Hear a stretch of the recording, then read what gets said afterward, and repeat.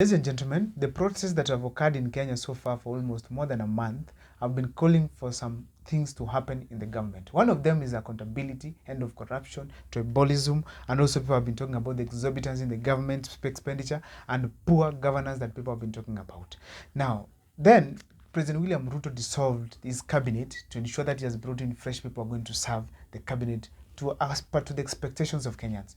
But unfortunately, most Kenyans are saying that William Ruto, he has failed to use the chance that he had to ensure that he has restored the hopes of Kenyans and even the trust of Kenyans, but instead as well, he has also missed the chance to perform as a president in this country. Why am I saying so?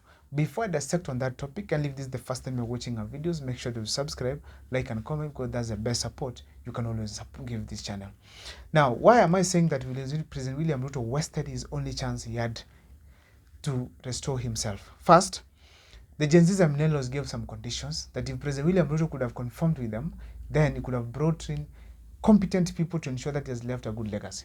But instead, he reappointed and even went to the people who are close associates to some of the people that were dismissed from the cabinet. Therefore, that means there was a continuation. If it was corruption, there was a continuation of corruption.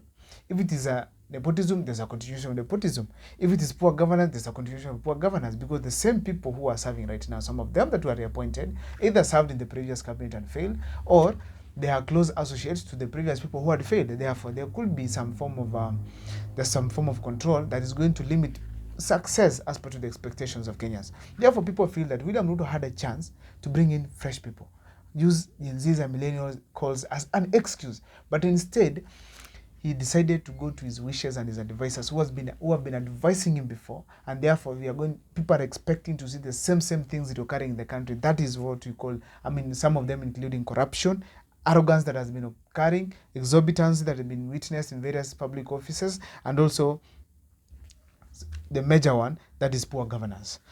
Now, another thing that President Ruto has done and made him to lose his only chance that he had to fix this country is the fact that he did not take into account the concerns of the Gen Zs and millennials. What do I mean by this? One of the things that the Gen Zs and millennials were talking about, it's arrogance, where Kenyans are raising this. Instead of listening to them, you do the other thing that hurts them more.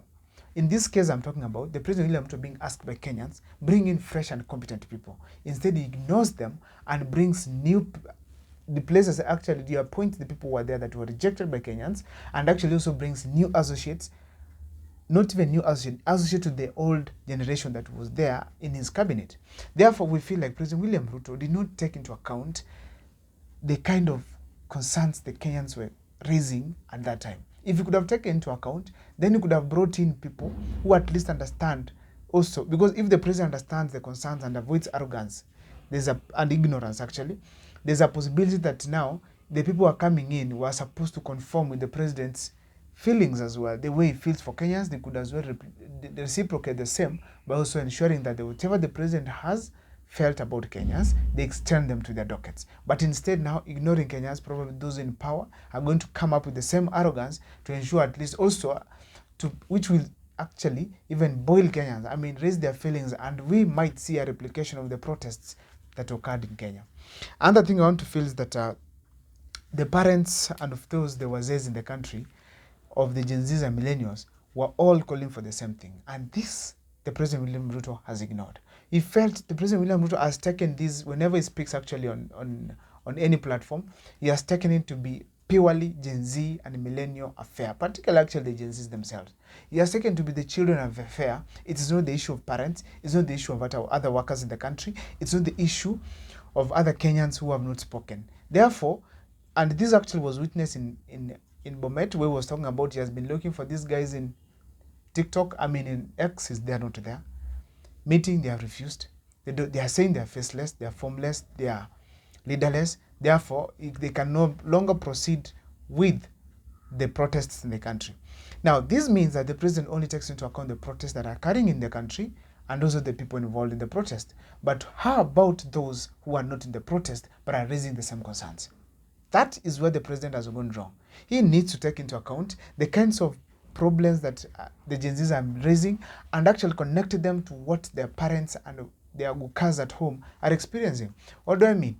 Some of the challenges that the Gen Zs and millennials have pointed out, particularly corruption, poor governance, it is something that is cutting across, including even the cost of living.